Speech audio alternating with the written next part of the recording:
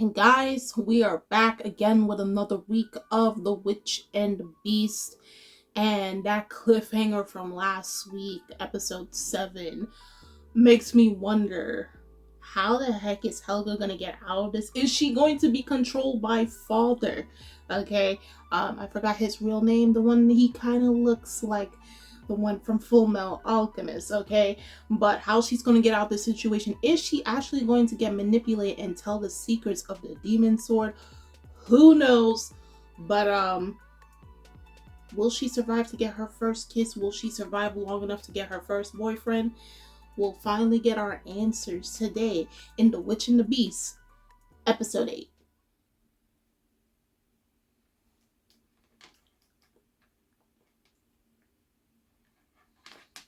Oh.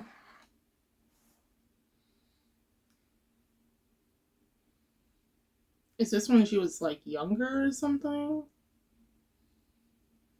Act 3.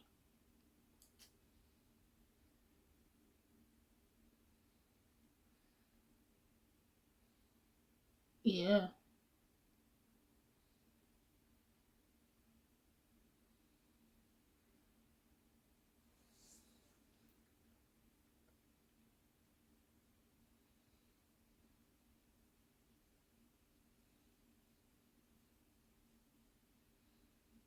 Yeah, because Guido is not a witch or anything, or a mage.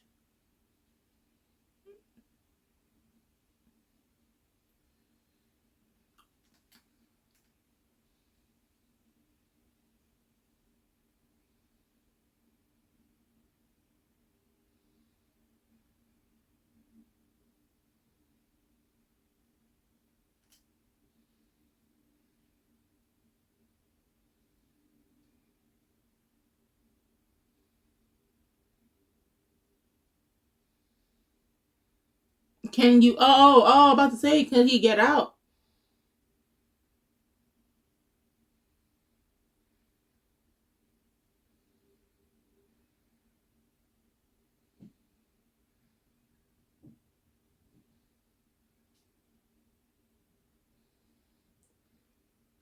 He didn't want to believe it at first.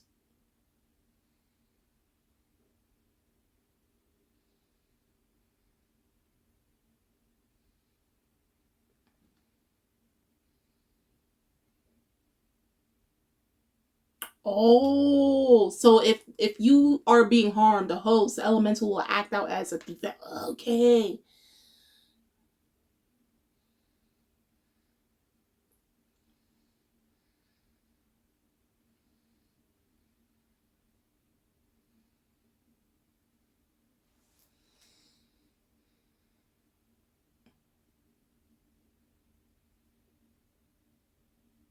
Yeah, because they captured the witch. They captured Helga.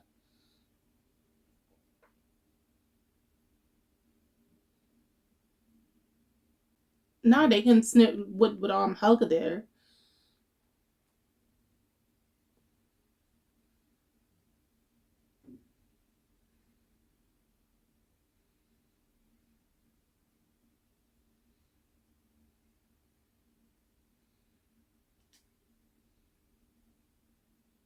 Dang.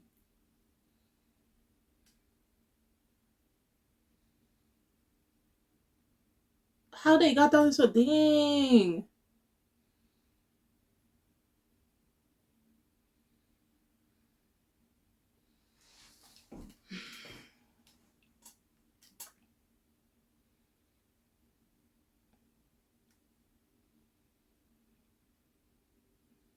Sewn together to make the demon hand. Oh, a royal renabule. Oh, a symbol of authority. Oh wow. Ew.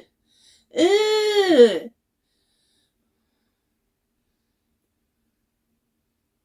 17 people's hands skin was sewn together. Ew.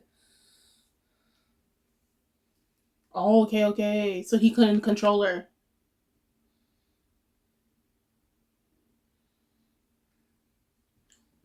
Whoa. Oh.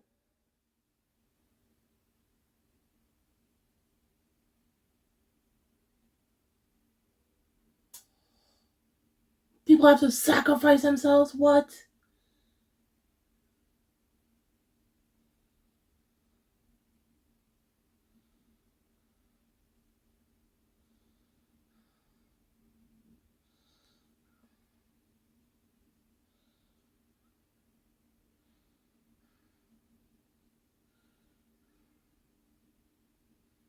Oh, his hands is turning black.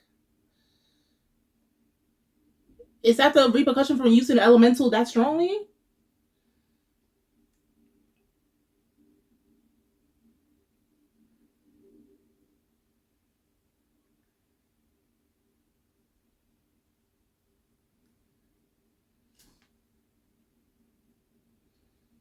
Oh, she was controlled.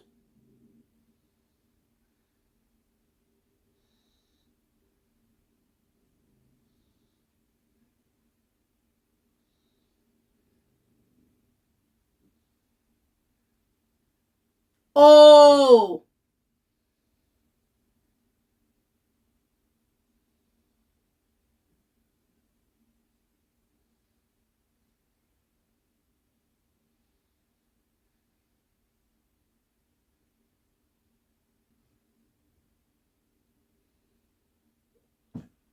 Okay.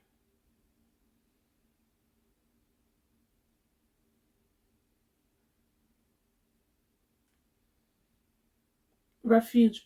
Oh.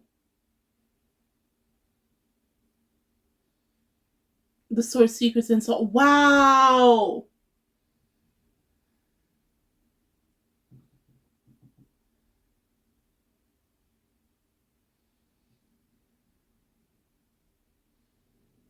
Yeah, I figured as much. Y'all took out her entire clan.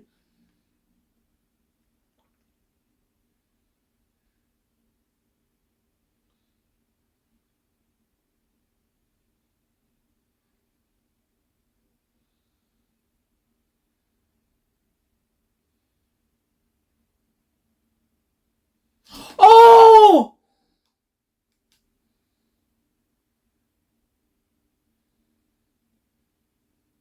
Oh, which? Oh, nah.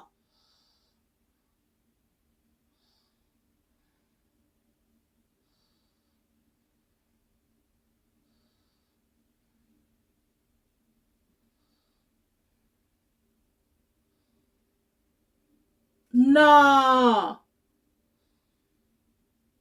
They took out her entire family practically to get this sword.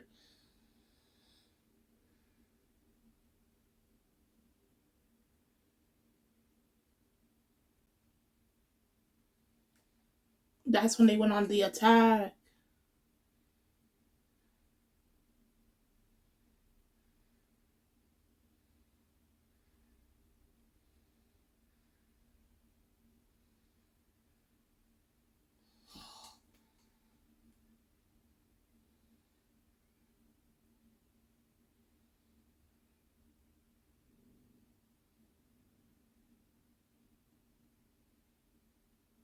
Oh, nah.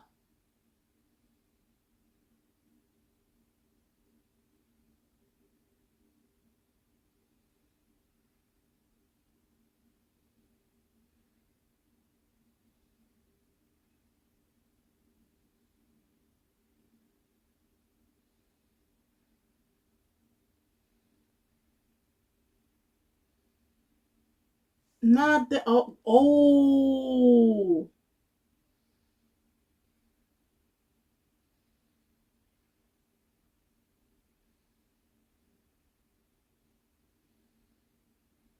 Dang!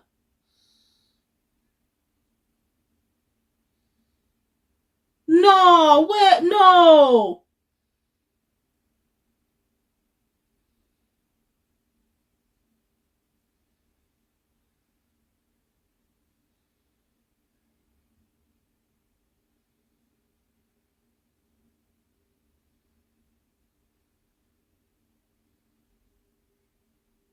Nah, what?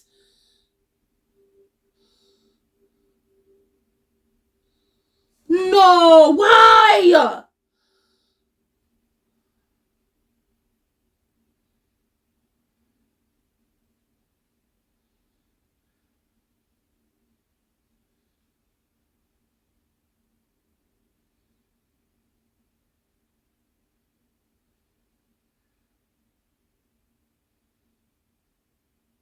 What the frig? Yo, yo.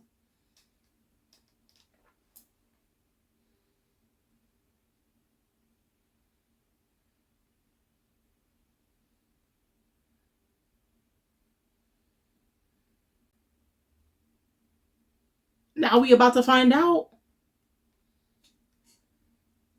Oh, not the castle. Oh.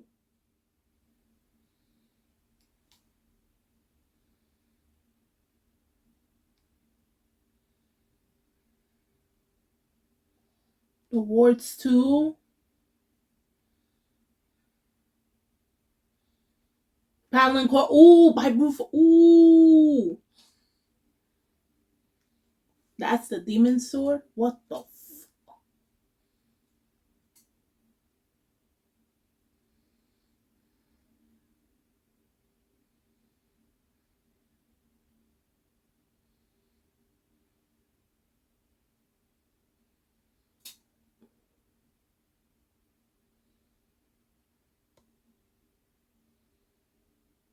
No.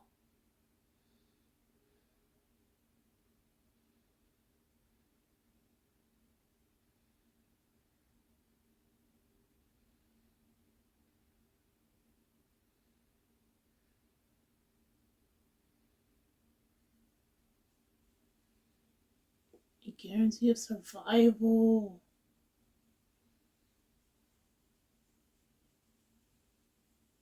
But you got the blood of a witch. Talk to them, Ashif.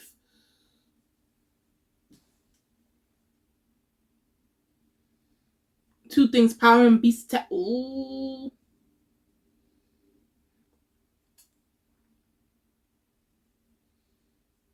He just said, oh! With that hand, made you conceited. Yeah!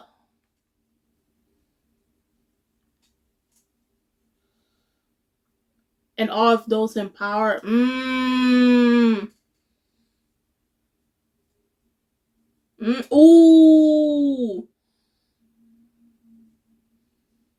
And an impulse. Ooh. That's why they said don't try to draw no power. You didn't want to listen. And they say never unleash it. You see now you're going to get it.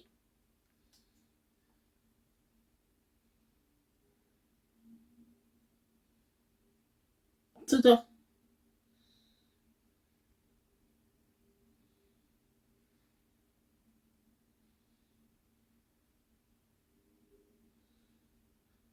bro.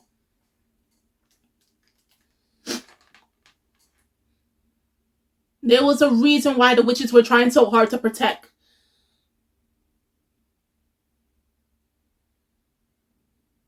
Oh, she wasn't brainwashed.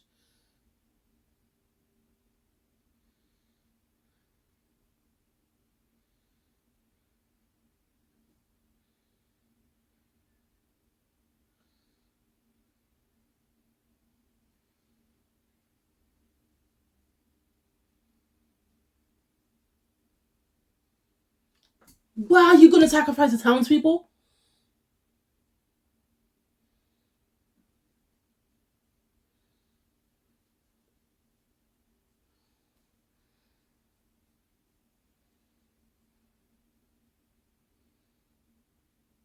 So what's the whole point of the execution? They just want to destroy the world or something? Like, their hatred for witches is so grand that they rather destroy the entire world for what?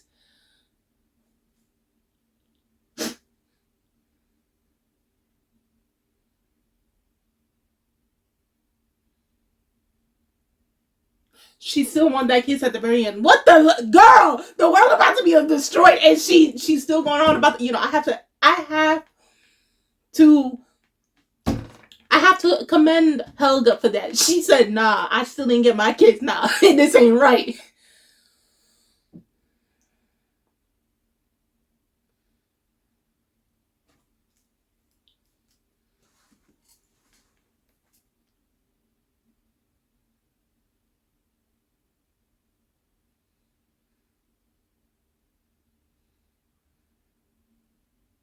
I Guido for the first time since episode 1.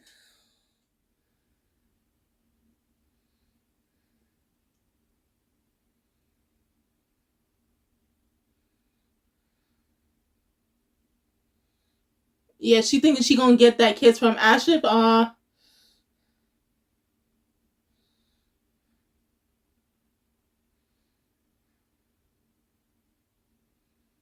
Wow. Well.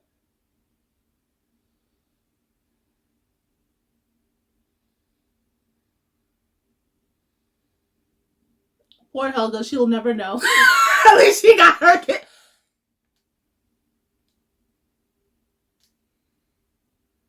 Okay, I did not expect that cliffhanger. I thought it was going to keep going. Of course, I'm not checking the time when the episode ends or anything.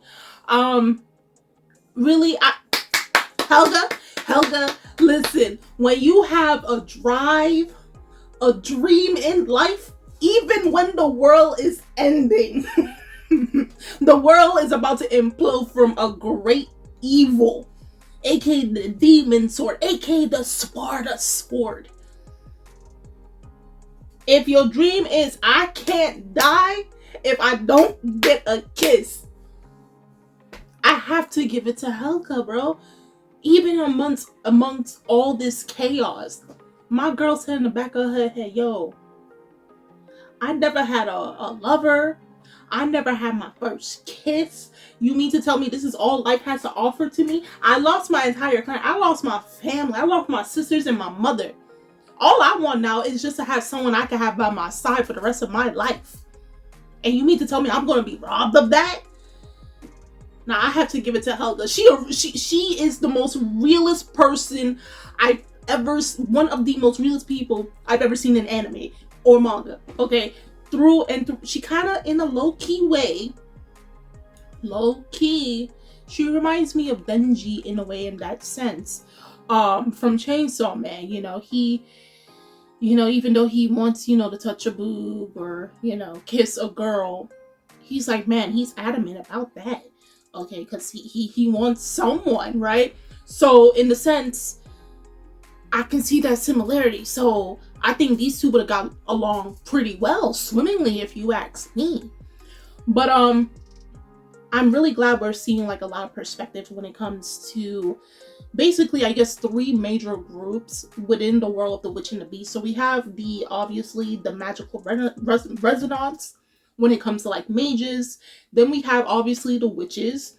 Well, actually it's not even 3, it's 4 categories. Then we have the elementals or the paddlings. Oh, no, actually, okay, so it's not 4, it's 5. So mages, witches, elementals, the paddlings, and then the executioners. Obviously they follow by a church or whatever, and obviously they are ordained throughout the world to protect the world from witches. And as they stated from actually last week's episode, that the executioners will go out of their way for world order to take out witches, whether they're good witches like Helga and her family, or they're bad witches like the witches that we saw from episode 1 or from episodes 3 with the twins and all that, even though they weren't really witches and all that stuff. So good. Also, another good witch will be Fenora. They don't care, right? And they will do by any means necessary, even if it means so-called they're saying that they will protect the world, right?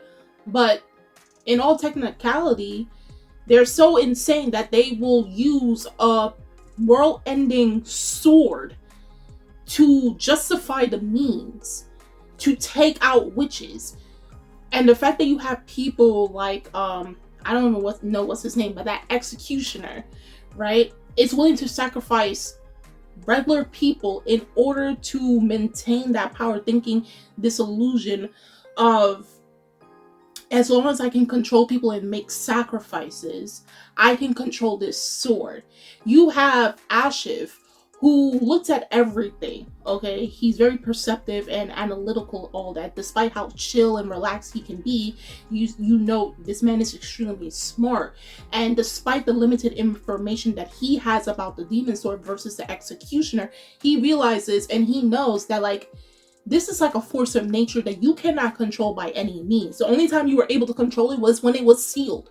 Hence why the same clan of witches that you and your men went out to slaughter, they were protecting it for a reason. They wanted to keep it sealed for a reason, because they knew the repercussions of what would happen if you were to unseal this particular power. And now he's running frantic, trying to find ways, because he realizes that he messed up. But he's keep deluding himself, thinking as long as I make sacrifices and because I have this basically mind control artifact on me, I can do anything I want to control this demon sword. I see that he's going to lose his life next episode. He's going to get offed come next episode. If it's not by Guido, who's in his original body, then it's going to be by the demon sword. If they manage to make him escape, I'm going to be mad, okay? But I see him getting off, and it's due to his own doing, okay? But I do feel sorry for Kugat. Of course, he came off, kind of rough. But as Asher said, he's a man that's actually soft. He puts on the presence of, like, a very cold, going with his elemental ice powers and everything. Ice magic. But, and I see from this episode, talking about his ice with elemental, and I think they did say it in the last episode, if I remember correctly, there is an exchange for him to use, or anyone to use, elemental powers. So there is that contract, which I hope they do eventually, and I don't think we're going to get that in this season unless we do before the ending.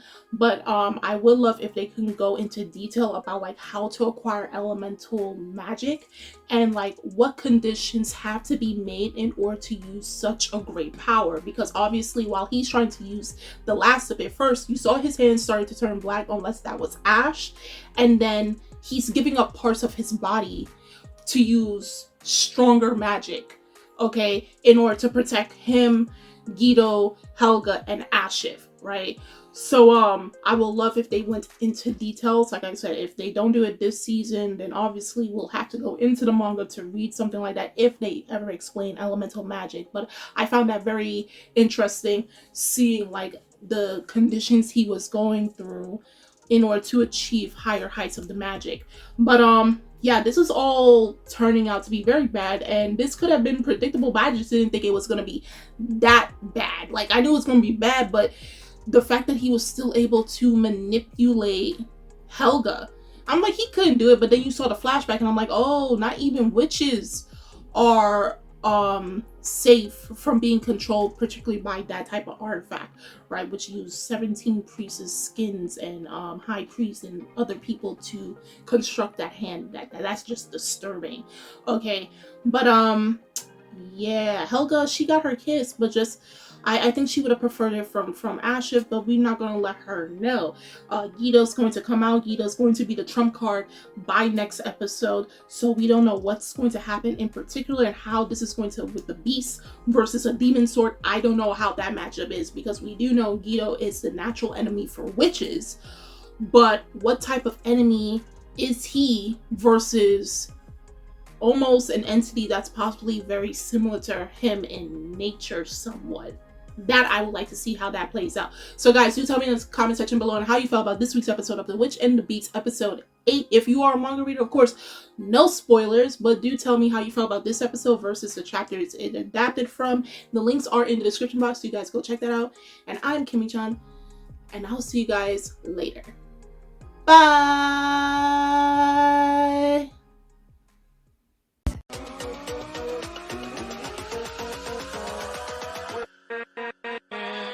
With